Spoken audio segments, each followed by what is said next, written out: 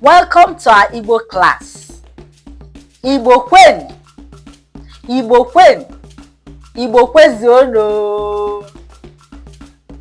Igbo is a rich and vibrant language spoken by Igbo people of Nigeria. Igbo language is a tonal language with a complex grammar system. It's an important part of Igbo culture and identity. We embark on a journey to explore the language, culture, and traditions of the Igbo people. Anyị ga-akọwa ihe niile gbasara Igbo.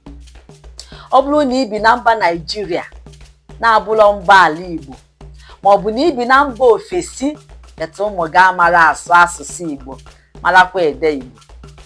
Mgbagwa ha bute oche na ha ga-amụta Igbo ma marakwa ede ya. Ọ bụrụ na ị maara asụsụ Igbo, bete ị maghị ede Igbo, ma ọ bụ na ị chọrọ ilele ule nke a na-akpọ Common Entrance Examination, ma ọ bụ First School Living Certificate, ma ọ bụ West African Examination Council, aga m akụziri gị etu esi ede Igbo na ihe niile kwesịrị ịma gbasara etu esi ede ya. Ngwa chebilizienụ, ana m abịa.